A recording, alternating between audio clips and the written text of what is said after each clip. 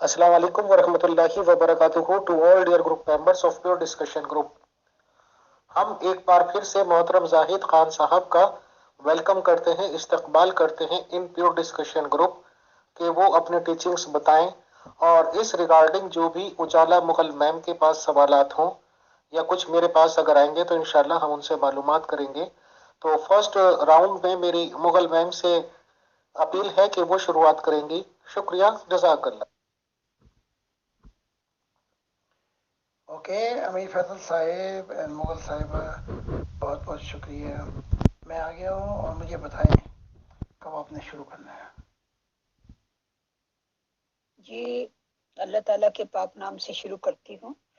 और मोहतरम जाहिद खान साहब, आपको खुश आमदीद। फैसल भाई, आपका बहुत बहुत शुक्रिया। मोहतरम जाहिद खान साहब, सबसे पहला सवाल जो है वो मैं आपकी एक जूम मीटिंग आज ही मेरी नज़र से गुजरी, उसकी मैंने यूट्यूब पर रिकॉर्डिंग देखी। उसके आखिर में आपने फरमाया है कि मैं अगली मीटिंग में बताऊंगा कि ये जो सन 2021 शुरू होने वाला है, यानी तब तक शुरू नहीं हुआ था, क्योंकि वो मीटिंग आपकी 29 नवंबर 2020 की थी। उसमें आपने फरमाया कि ये जो 21वां साल शुरू होने वाला है, अगली मीटिंग में इसकी कहानी बताई जाएगी जो याकूब से शुरू होगी, और ये कि कोरोना का अंजाम क्या होगा और इस अंजाम में अभी कौन कौन कुर्बानी का दुम्बा बनेगा। तो इस बारे में प्लीज आप प्योर डिस्कशन के मेंबरान को भी कुछ ब्रीफ कर दीजिए। शुक्रिया। खुदा की सलामती हो आप पर। 21वीं सेंचुरी और 21वां साल, ये बड़े अहम हैं इंसानी तारीख में। तो वो मैं बता ये रहा था कि इसहाक चाहता था कि अपने बेटे ईसो को बरकतें दे, जो बड़ा था, और रबीका जो माँ थी वो ये चाहती थी ये बरकतें अपना याकूब को मिले। तो ईसो की तबीयत जो थी वो खाइन थी और इसकी तबीयत जो याकूब की थी वो हाबिल थी।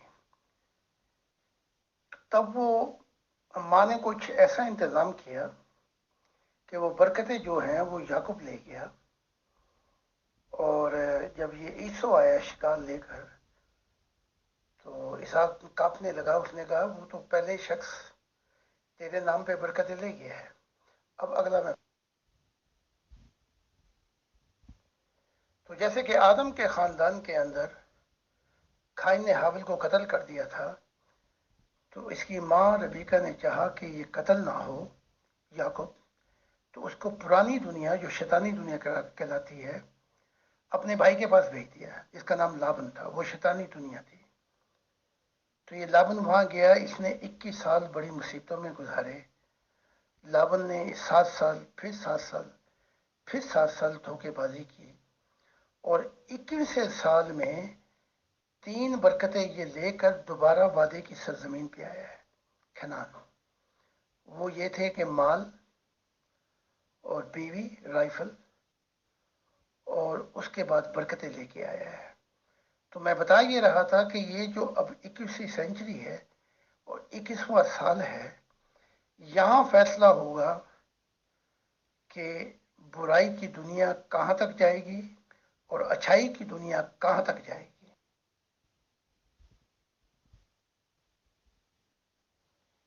यहाँ जो ताकतवर लोग हैं ये शैतानियत की नुमाइंदगी करते हैं। तो मसला कोरोना का नहीं है, बल्कि मसला है हुकूमत का। तो ये बहुत से लोग इकट्ठे हो गए हैं कि वो चाहते हैं कि अपनी अजारादारी कायम रखें। तो जून तक अगर यूरोप के लोग और दुनिया के लोग इकट्ठे हो जाएं और फैसला करें कि हम इस सियासी जो ढांचा है इसकी लानत से हम निकलना चाहते हैं, तो फिर इनकलाब पैदा होगा जून और जुलाई के बाद। اور اگر اپنے بے ضمیر اور ظلم کو دیکھ کر بھی چپ رہتے ہیں تو یہی سیاسی ڈھانچہ بعد میں ڈکٹیٹرشپ اختیار کر جائے گا، آمرانہ رویہ، جس سے انسانیت کو نقصان ہوگا۔ تو یہ تفصیلات تھیں جو میں نے بتا رہا تھا اس میں اپنی یوٹیوب پر۔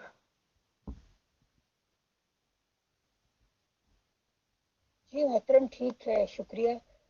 یہ چونکہ آپ نے یعقوب کی بات کی تو مجھے یہ خیال ہوا کہ جیسے کہ آپ نے بتایا کہ وہ چاہتی تھی اس دوسرے کو، اس کی والدہ چاہتی تھی کہ اس کو برکات ملے، اور یعقوب کی ماں نے کچھ ایسا مطلب کام کیا کہ یعقوب کو وہ برکات مل گئی۔ تو یہ کیا خدا تعالیٰ کی طرف سے طے نہیں ہوتا کہ برکات کس کو ملے گی، اور کیا کوئی کسی قسم کی چالاکی یا ہوشیاری سے وہ برکات لے سکتا ہے؟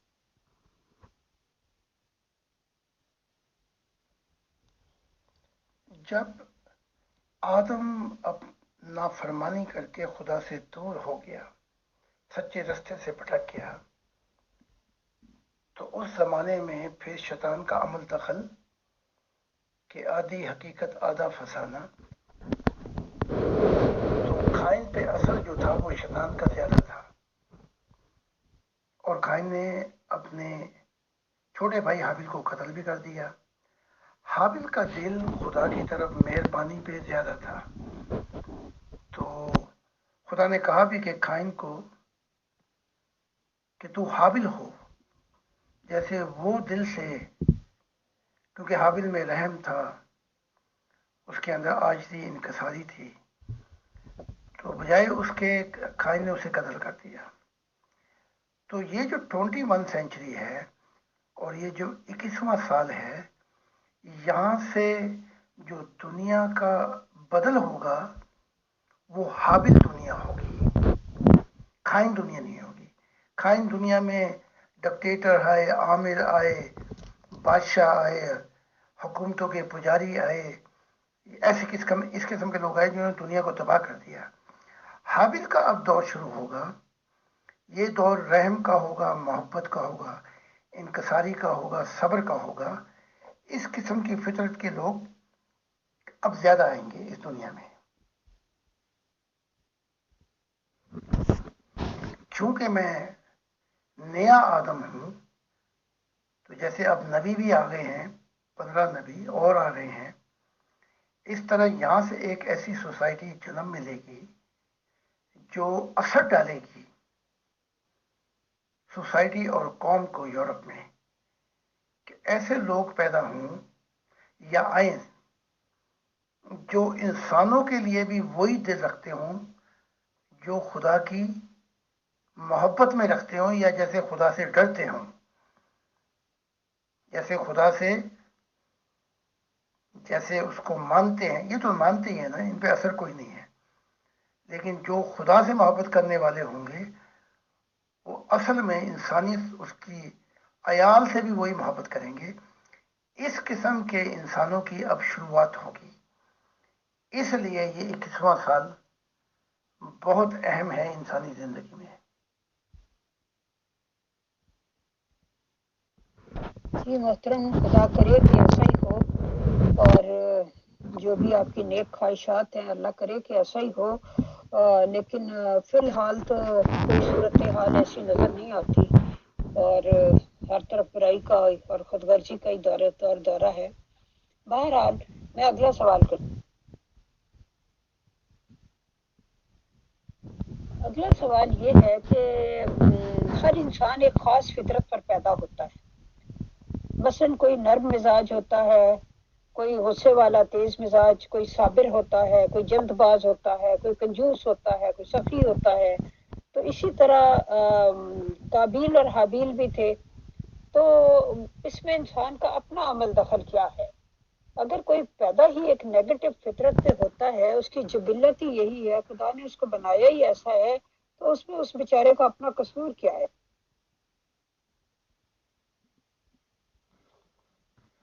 خدا نے اپنی صفت پر انسانوں کو بنایا ہے۔ God created man in his own image. اپنی صورت و شکل پر،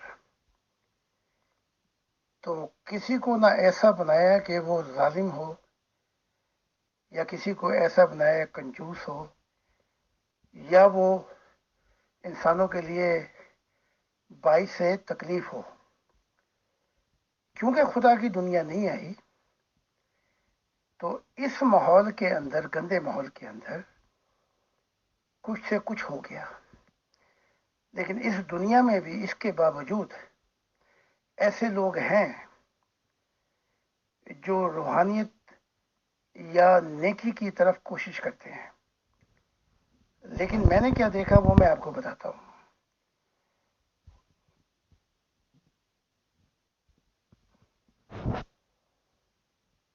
یہی زمین تھی کہ جب انسان نزدیک ہوتا گیا تعلیمات پر، اور خود بھی مل بیٹھا خدا سے، روحانی ہی سے اتنی کھل گئی تھی کہ رات کو سفر کرتا تھا اور دن کو کشف دیکھتا تھا. تو اس دنیا میں ایسے لوگ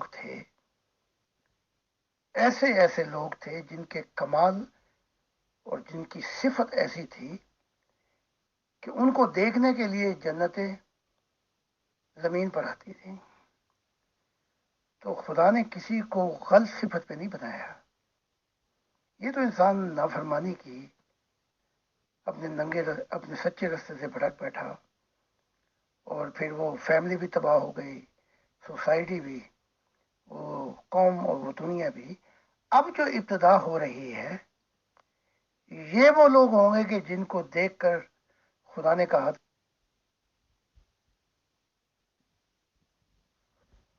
ان جنتوں کی طرف دوڑو. یہ تعلیمات ہیں پچھلی کتابوں کی کہ جو ابھی آنکھوں سے اوجھل ہے میں تمہیں ظاہر کر دوں گا. یہ وہ میرا زمانہ ہے جن کی قیمت نیا آسمان اور نئی زمین ہوگی. یہ کون کہہ رہا ہے؟ خدا کہہ رہا ہے کہ ایمان کے پردے اٹھا دوں گا میں، اور جو نظروں سے اوجھل ہیں جنتیں، وہ بھی ظاہر کر دوں گا میں، اور نیا آسمان نئی زمین ہوگی.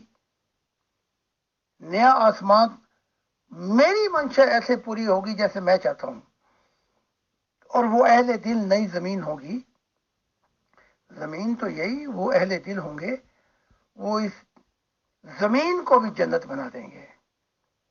اور یہ زمین جو ہے وہ دارالخلافہ ہوگی کہ آسمانی مخلوق بھی یہاں آ کر خدا کی معرفت الہی کو سنیں گے، بلکہ وہ اس زمین کو بھی اپنی جنتوں سے بھی زیادہ عجیب بنا دیں گے.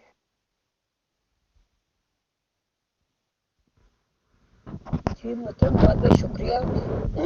بعض لوگ مجھے بعد میں فیڈ بیک دیتے ہیں. ان میں سے کسی نے کہا کہ زاہد صاحب جب بھی تشریف لاتے ہیں پیور ڈسکشن میں، وہ پتہ نہیں کون سے جہانوں کی، اور کبھی وہ عالم بالا کی باتیں کرتے ہیں، اور کبھی وہ فیوچر میں آنے والے دور کی باتیں کرتے ہیں. تو ان سے کہیے کہ کچھ اس دور کی جس میں ہم زندہ ہیں، موجود ہیں. ہم نے تو اگلا جہان آنے تک جس کی آپ باتیں کرتے ہیں، پتہ نہیں کہاں قبروں میں جا پڑنا ہے. تو اس دور کی بھی کوئی بات کر دیں، اس کے بارے میں کوئی پیش گوئی کر دیں، کوئی اور بات اس کے بارے میں بتا دیں، بجائے عالم بالا کی اور اگلے جہانوں کی باتیں کرنے کے جو ابھی آئے نہیں ہیں. تو میں نے یہ فیڈ بیک آپ تک پہنچا دی ہے. تمہیں میں باتیں بتانے کی بجائے اس دور کے اور کائنات کے خالق سے نہ ملا دوں، تاکہ تمہیں سارے زمانوں کی خبر ہو جائے. نہ رہے بانس نہ بجے بانسری پھر. تو آؤ، اگر تم بھی حق کی تلاش میں ہو تو تمہارے سامنے ساری کائناتوں کے پردے ہی نہ اٹھا دوں، اور اس دور کے بھی. آؤ اور میری تعلیمات پڑھ لو دل سے، اور جو میں کہتا ہوں وہ کر لو. اور میں خدا کو حاضر ناظر جاگن کے کہتا ہوں، یہ خدا کے الفاظ ہیں کہ وہ جب اس نقشے قدم پر چلیں گے تو میں سارے دور ان کی آنکھوں کے سامنے لے آؤں گا.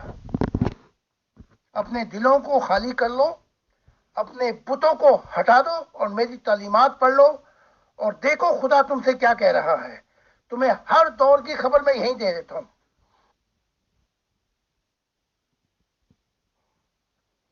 رہنا بھی اپنی پرانی دنیا میں ہے، اور اپنی پرانی دنیاؤں کی دوڑ کے اندر اپنی زندگی کو ختم کرنا ہے۔ اسی پرانی دنیا کی قبروں میں بھی جانا ہے،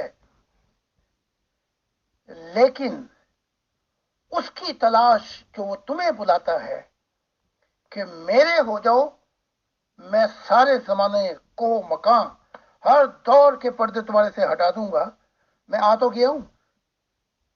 ہزاروں لوگوں نے خدا کو مل لیا اور ہزاروں لوگوں نے جنتوں کی سیلیں کر لی، اس دور کے مستقبل کو بھی دیکھ لیا۔ ان لوگوں سے نئی دنیا اب شروع ہوگی، جو بیٹھے ہوئے ہیں اپنی پرانی دنیاوں میں اور آتے ہیں کبھی کبھی سوال کر کے کہ ہماری یہ مدد کر دیں، وہ مدد کر دیں، پھر اپنی پرانی دنیا شیطانی دنیا میں چلے جاتے ہیں، اور مذہب ان کے لیے رسم بن چکا ہے۔ ان کے صرف نام کا ہی ہے قرآن اور اسلام۔ تو تمہیں پھر کس دور کی، تمہیں تو کوئی کسی دور کی بھی خبر نہیں ہوگی۔ یہ تو پھر روحانی اندھے ہو گئے۔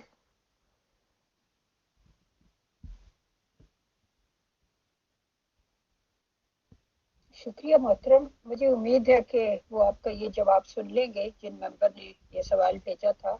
میں اپنا اگلا سوال کرتی ہوں کہ جبر و اختیار کا مسئلہ بہت پرانا ہے، آپ کی اس بارے میں کیا رائے ہے کہ انسان کس حد تک مجبور ہے اور کس حد تک با اختیار ہے؟ حضرت علی رضی اللہ تعالیٰ عنہ سے جب کسی نے پوچھا تھا یہی مسئلہ، تو انہوں نے فرمایا تھا کہ تو اپنا ایک پاؤں اٹھا۔ تو اس شخص نے اپنا ایک پاؤں اٹھایا، تو انہوں نے کہا کہ اب دوسرا بھی اٹھا۔ تو اس نے کہا کہ دوسرے دونوں میں اکٹھے تو نہیں اٹھا سکتا۔ تو آپ نے فرمایا کہ جو تو نے پہلے اٹھایا وہ تیرا اختیار تھا، اور یہ جو دوسرا ہے یہ جبر ہے۔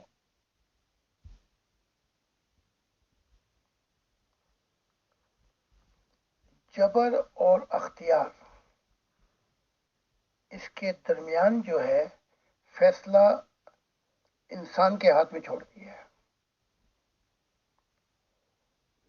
جب خدا نے گائیڈنس دی آدم کو،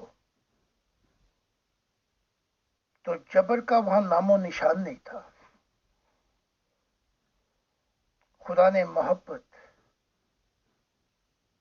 اور پورے حق اور سچائی سے، جیسے والدین اپنے بچوں کو سمجھاتے ہیں، بتاتے ہیں، ساری گائیڈنس دی، لیکن اس کے بعد فیصلہ خود نے کیا ان کا۔ اس کا اختیار انسان کو اس لیے دے دیا کہ انسان اپنے اختیار سے کاملیت کی طرف آئے۔ اگر جبر کرتا خدا تو کوئی نہ کوئی کمپیوٹر جیسی کوئی چیز بنا دیتا جس سے انسان کوئی اختیار کا فیصلہ ہی نہیں کر سکتا تھا اپنا۔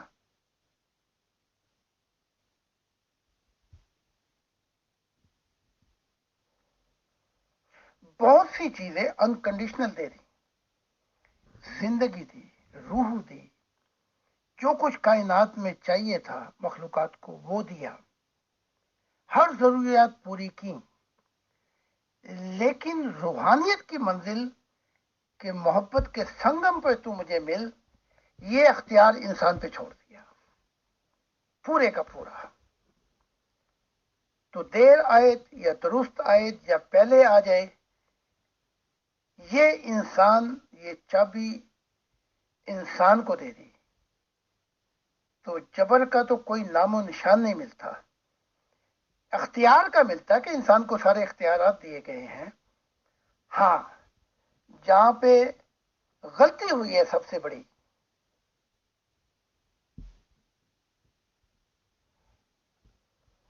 جیسا عیسیٰ ابن زکری نے کہا تھا، آٹے کا پہلا پیڑا جو ہے اگر وہ صحیح ہے تو پورا آٹا بھی صحیح ہے۔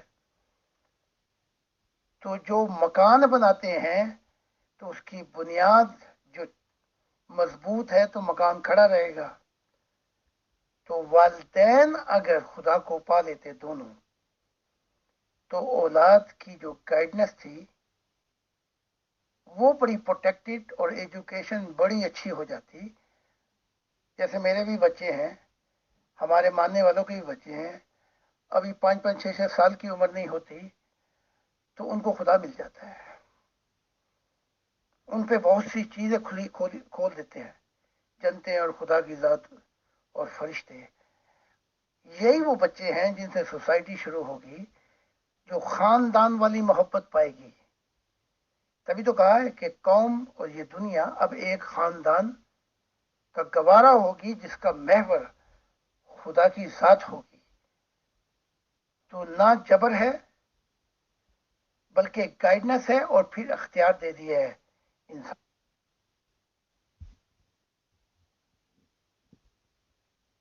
جی محترم, آپ نے فیملی سسٹم کی اہمیت بتائی کہ اگر ماں باپ خدا کو پالے تو اولاد خود بخود درست ہو جاتی ہے. لیکن ہم دیکھتے ہیں قرآن پاک میں کہ جہاں والدین میں سے کوئی ایک نبی بھی تھا, یعنی والد, تو بھی اولاد کہیں ٹھیک نہیں تھی, کہیں بیوی ٹھیک نہیں تھی. جیسے حضرت نوح جو تھے, باوجود اس کے کہ وہ نبی تھے, ان کی بھی سنا ایک بیوی نافرمان تھی اور بیٹا بھی نافرمان تھا. اور یہی حال وہ کیا تھا, حضرت کون سے نبی تھے, حضرت لوط کا تھا. ان کی بیوی جو تھی وہ بھی مطلب ہے ان کے کہنے میں نہیں تھی اور کافروں مشرکوں کے ساتھ ملی ہوئی تھی.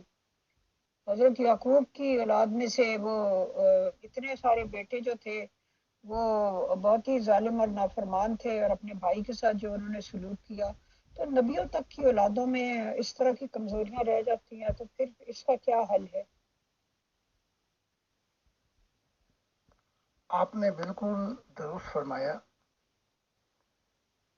کہ عورت چھوڑ چھوڑ کے جاتی رہی, اس لیے آدھی شیطانی اور آدھی دنیا جو ہے آج بھی خدا کو تلاش کر رہی ہے. اور یہ بھی ٹھیک ہے کہ جہاں, مجھے ایک واقعہ بتا دیں پوری تاریخ میں کہ ماں باپ دونوں نبیاں ہوں, یعنی کہ باپ بھی نبی اولاد بھی نبی ہو, بیوی بھی نبی ہو. نبیہ کا تو کانسیپٹ ہی کاٹ دیا گیا ہے بہت سے مذہبوں میں. لیکن خدا کی ذات جو گائیڈنس دے رہی ہے ہمیں, وہ دے رہی ہے کہ خدا 85% اچھائی اور 15% برائی نہیں ہے.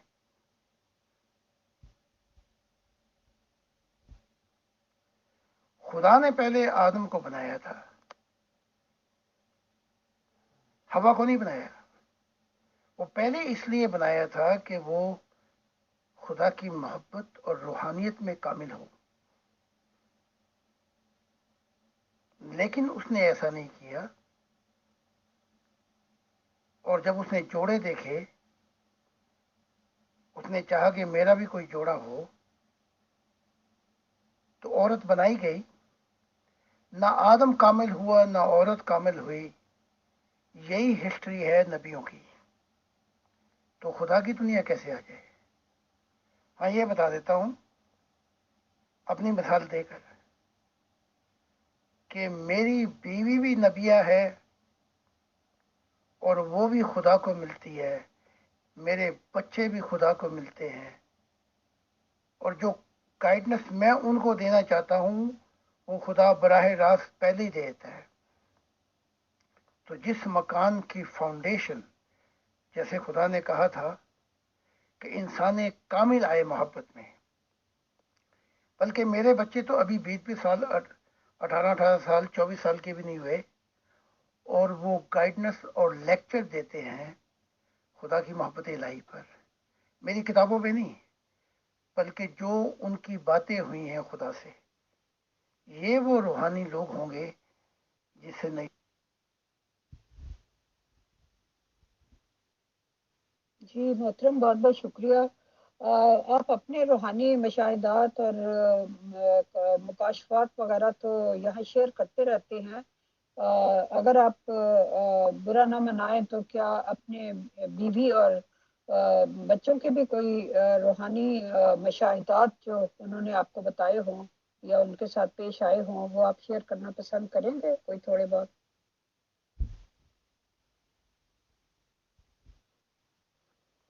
جی ہاں، وہ تو پہلے ہی چاہتے تھے کہ بلکہ آپ میرے چھوٹے سے بچے سے لے کر آخر تک آ جائیں، میری بیٹی تک، اور جتنے بھی میرے بچے ہیں، ایک ایک سے آپ سن لے کہ خدا کی عنایت ان پر کیا ہے، اور کھلی کھلی آنکھوں سے وہ کیا دیکھتے ہیں خدا کے دیدار میں، میں ان کو پیش کر دوں گا۔ ہم کسی چیز کو چھپاتے نہیں ہیں، کیونکہ نوری چیز کوئی چھپانے والی ہوتی ہے، یہ تو دکھانے والی ہوتی ہے تاکہ اندھیرے دور ہو جائیں اس دنیا کے۔ تو بالکل میں ان کو ایک ایک کر کے پیش کر دیتا ہوں، اور وہ بتائیں گے کہ خدا کی محبت کیا کیا ہے ان کے لیے۔ جی محترم، بہت شکریہ آپ کا۔ آپ ضرور پیش کیجیے گا یا پھر ان کی آواز میں ریکارڈ کر کے بھیج دیجیے گا، وہ ہم یہاں لگا دیں گے، جیسے بھی آپ مناسب سمجھیں۔ اگر آپ چھوٹے بچے ہیں تو ہو سکتا ہے وہ ذرا گھبرائیں یہاں پہ بات کرنے سے، تو یہ بھی ہو سکتا ہے کہ وہ آڈیو ریکارڈنگ ان کی اپنے مشاہدات کی وہ کر کے بھیج دیں۔ Thank you.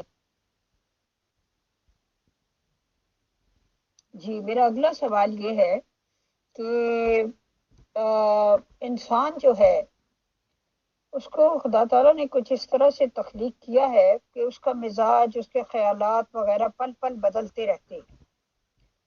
مختلف سچویشنز میں وہ مختلف طریقے سے بیہیو کرتا ہے۔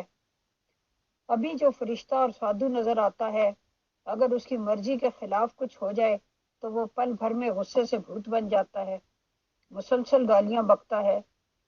سوشل میڈیا پر ہم دیکھتے ہیں کہ اس طرح لوگ ایک دوسرے کے ساتھ بدتمیزی کر رہے ہوتے ہیں کہ اگر ایک دوسرے کے سامنے ہو تو شاید ایک دوسرے کو قتل ہی کر ڈالیں۔ ایسی صورت میں انسان مسلسل کسی ایک مشن پر یا کسی ایک نیک اور صوفیانہ یا ولیانہ قسم کے طبیعت پر کیسے قائم رہ سکتا ہے زیادہ دیر تک؟ جو ہمارے والدین خدا نے کہا تھا کہ جو میں جانتا ہوں، فرشتوں کو بھی کہا تھا، دوسروں کو بھی، تم نہیں جانتے۔ اور خدا نے مجھ سے ایک دفعہ کہا تھا اس سفر میں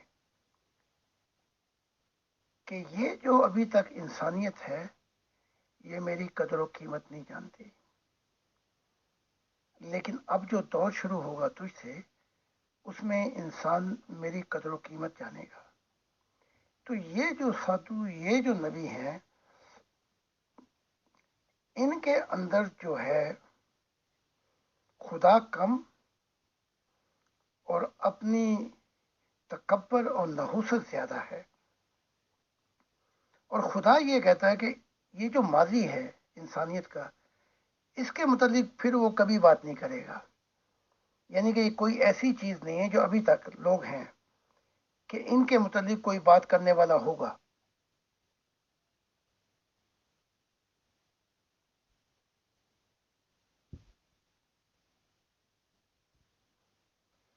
آپ کے لیے بھی دعا کی ہے اور سب کے لیے کہ اے میرے باپ، ان لوگوں کو تھوڑی سی جھلک دکھا اپنی نئی دنیا کی، اور ان لوگوں کی جو اس نئی دنیا میں آئیں گے وہ کیا ہوں گے اور یہ کیا ہیں۔ تو ان کو دیکھ کر ان کے ساتھ یہ دنیا میں ہوں، میں نے اس نئے زمانوں کو دیکھ لیا ہے۔ تو خدا جب بتا رہا تھا کہ میں جانتا ہوں، تو خدا نے وہ دیکھ لیا تھا کہ انسان کامل جب اس کی دنیا آئے گی تو کیسا ہوگا۔ اس لیے 50 سال جو مشن چلایا ہے خدا کی منشا میں، میں ان کی رتی برابر پرواہ نہیں کرتا، کیونکہ یہ وہ لوگ ہیں جو خدا کو مان کر خدا کو دکھ دیتے ہیں، اور اس کی عیال اور انسانیت کو دکھوں اور تکلیفوں سے انہوں نے برباد کر دیا ہے۔ ان کو میں ایک رتی بھر اٹینشن نہیں دیتا۔ میری نگاہ ان لوگوں پر ہے جن پر نگاہ خدا ڈال کے بیٹھا ہوا ہے، اور وہ اب آئیں گے اور یہ چلے جائیں گے، نور ہوگا، برائی ختم ہو جائے گی۔ بہت شکریہ محترم۔ میرا اگلا سوال یہ ہے کہ اسلام میں جو ایمان مفصل ہے اس کا میں اردو ترجمہ پڑھ دیتی ہوں کہ میں ایمان لایا اللہ پر، اس کے فرشتوں پر، اور اس کی کتابوں پر، اور اس کے رسولوں پر، اور آخرت کے دن پر، اور اچھی اور بری تقدیر کے اللہ کی طرف سے ہونے پر، اور مرنے کے بعد اٹھائے جانے پر۔ سوال یہ ہے کہ یہاں اچھی اور بری تقدیر کے اللہ کی طرف سے ہونے کا کیا مطلب ہے؟ شکریہ۔ بس یہیں پر آگے ان کی گاڑی رک جاتی ہے اندھوں کی طرح، یعنی ایمان لایا لیکن ایمان کی تصدیق نہیں کی۔ انہوں نے تصدیق کر لیتے تو خدا تقدیر کے فیصلے بھی ان کے ہی ہاتھ میں دے رہا ہے ان کو یہ بھی پتہ لگ جاتا۔ بلکہ جو جنتیں چھپی ہوئی ہیں فرشتوں پر جو دکھائی نہیں دیتے، موت کے بعد زندگی، وہ ایمان کی دھجیاں بھی یہیں اڑا کے رکھ دیتا، جس کے دل میں خدا کی محبت آگ کی طرح بھڑکتی۔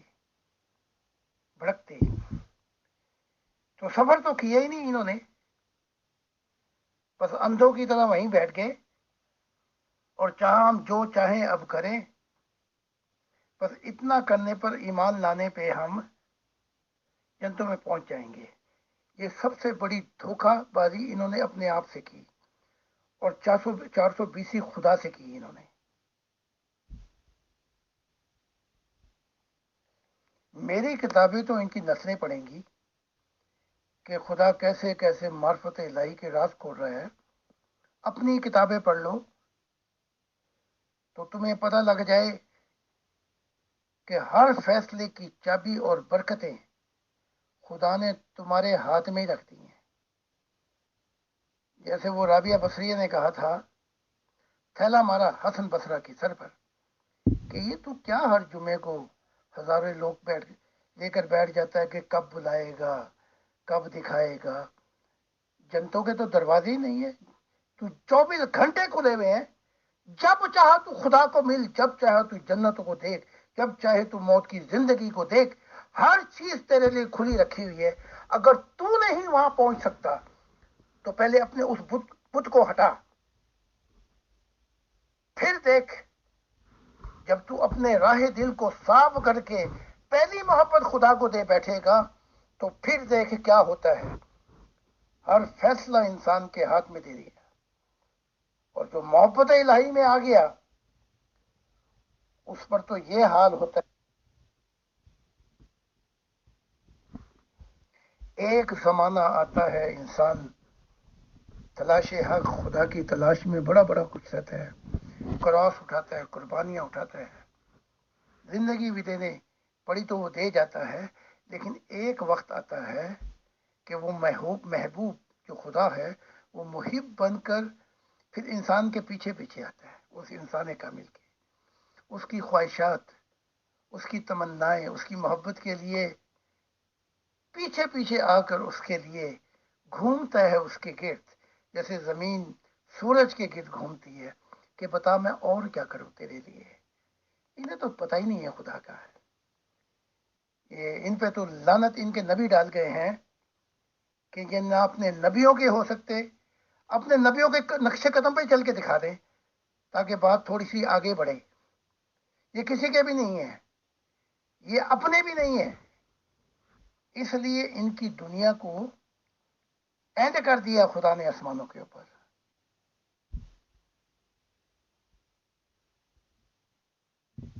جی محترم زاہد خان صاحب، آپ کا بہت بہت شکریہ وقت دینے کا اب میں فیصل بھائی سے درخواست کرتی ہوں وہ انہوں نے جو سوال کرنے ہیں وہ آپ سے سوال کریں.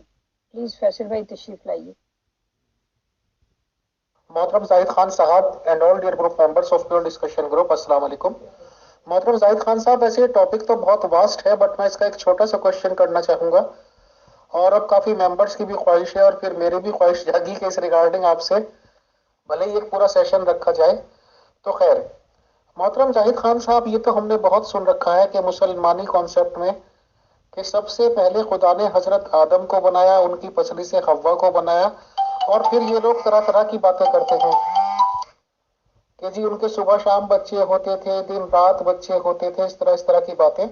تو آپ سے ہمبل ریکویسٹ ہے کہ بالکل شارٹلی بریفلی یہ بتا دیجئے کہ آپ کے اکارڈنگ پہلا انسان صرف ایک آیا تھا اور اس کے پاس اس کی بیوی اور اس سے بچوں کی پیدائش شروع ہوئی، یا اس کانسیپٹ کو آپ کس طرح سے لیتے ہیں؟ پلیز بتائیں. شکریہ.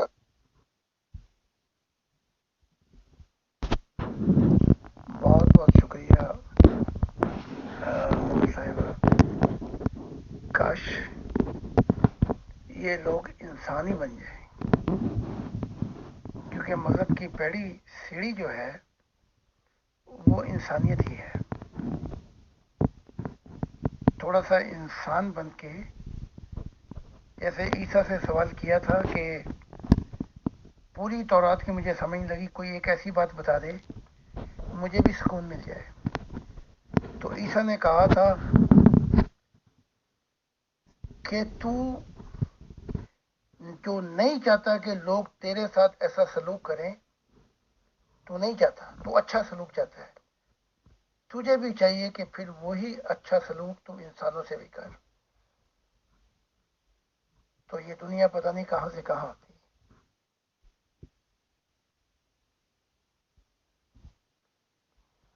جس انسان کی مذہبی کتابیں باتیں کرتی ہیں، آپ آدم سے شروع کریں.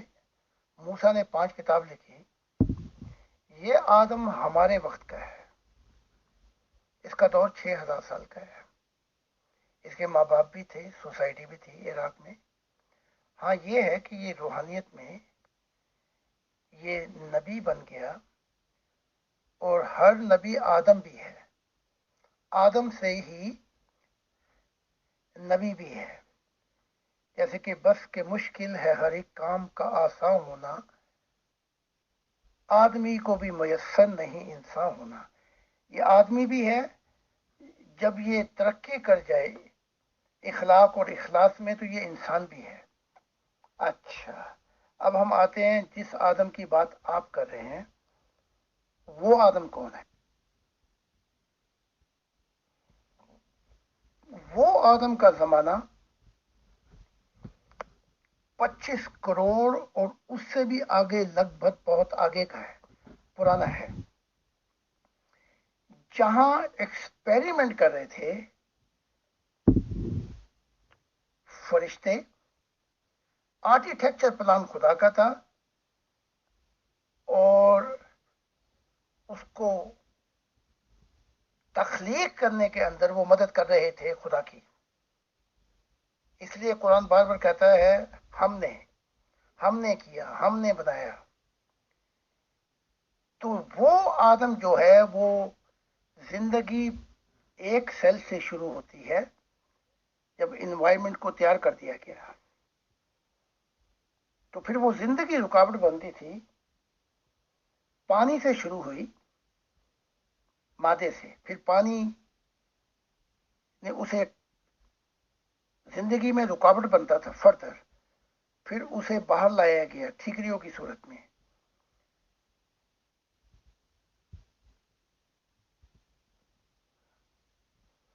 تو اس کا پروسیس یہ ہے، کبھی زندگی پانی میں تھی، کبھی مادے کی صورت پہ اس زمین پہ تھی، کبھی نباتات میں تھی. بڑے ایوولوشن پروسیس ہیں، کیونکہ اینیمل کنگڈم پہلے بنا دی گئی تھی انسان سے.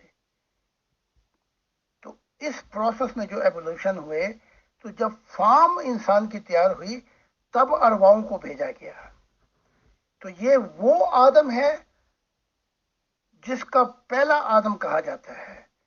اور جس کی ہم بات کر رہے ہیں وہ تو 6000 سال کا جمعہ 6 دن کا آدم ہے، لیکن اسی طرح کے آدم 6,000 سال کے 7,000 سال میں آتے رہے، ان کی تعداد بھی ان گنت ہے، وہ اپنی قوموں کی طرف آئے، پھر اس زمانوں کے بعد نیا آدم آ گیا، تو یہ آدم اور ہیں، ان کا زمانہ بھی بڑا لمبا ہے۔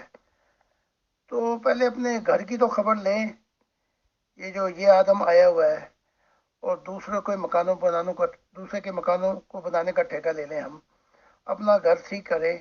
یہ جو آدم کی ہسٹری ہے جو اب تک ہے، جب یہ خدا کی معرفت چھا جائے گی تو سب کچھ پتہ لگ جائے گا کہ ماضی میں کیا کیا ہوتا۔ محترم زاہد خان صاحب، میرا بہت شارٹ کوشچن یہ ہے کہ جو بھی پہلا انسان آیا ہے دنیا میں، اللہ تعالیٰ نے پیدا کیا، وہ آخر ریپروڈکشن سسٹم میں کیسے آیا؟ مطلب اس کی بیوی آئی اور اس کے اولادیں کس طرح شروع ہوئی؟ کیا ایک نارمل پروسیجر سے، جیسے کہ آج کل کا ہے کہ 9 مہینے کی پریگنینسی لیڈی کو اور اس کے بعد ولادت، مطلب میں اردو میں شاید معذرت، بچہ پیدا ہوتا ہے، یا کیا سسٹم تھا؟ جو پہلا انسان بنایا ہے خدا نے، اس کی عورت کو بھی بنایا، اور وہ کیسے مطلب ریپروڈیوس ہوا، ذرا سا بتا دیجئے، شکریہ۔ تیسری ویڈیو میں یہی بتا رہا تھا، اگر آپ اسے پھر سنیں، جو پہلا پروسیس ہے آدم کا، وہ نبی نہیں تھا۔ وہاں تو زندگی شروع ہوتی ہے پانی سے، پھر پانی رکاوٹ بنتا ہے، پھر وہ مادہ خشکی پہ لایا گیا۔ آپ جسے ہم فرشتے کہتے ہیں، انہیں آپ ایلینز بھی کہہ لیں۔ اچھا، پھر یہ ایوولوشن پروسیس شروع کیا گیا۔ تو یہ جو آدم ہے، نہ یہ نبی ہے نہ کچھ اور ہے جس پہلے نبی کی بات کر رہے ہیں۔ پھر یہ کبھی نباتات میں کبھی نیچر میں زندگی تھی۔ تو اس سے پہلے جو پروسیس تھے وہ کائنات کے پروسیس تھے، پھر آخر میں اینیمل پروسیس تھے، اس کے بعد پھر یہ پانی سے زندگی شروع ہوتی ہے۔ جو پہلا آدم ہے وہ تو نبی بھی نہیں ہے۔ اس کے بعد پھر جب یہ زندگی مختلف ایوولوشن سے نکلتی ہے،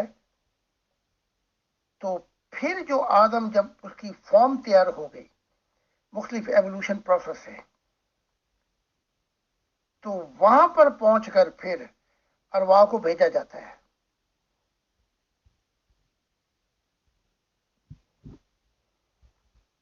تو پھر جو روح تھی وہ زمین پہ بھیجی گئی جسم کے اندر۔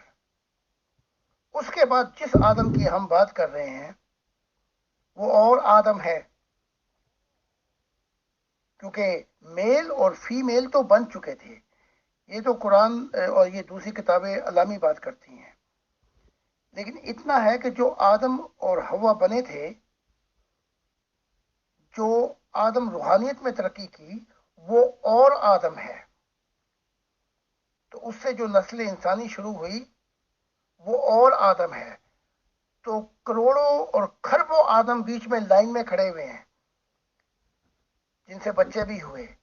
لیکن جو کہنا ہے وہ یہ کہنا ہے کہ وہ جو وعدہ کہ میری دنیا، نیا آسمان نئی زمین آئیں گے جو میرے ہوں گے، وہ نہیں ہوا۔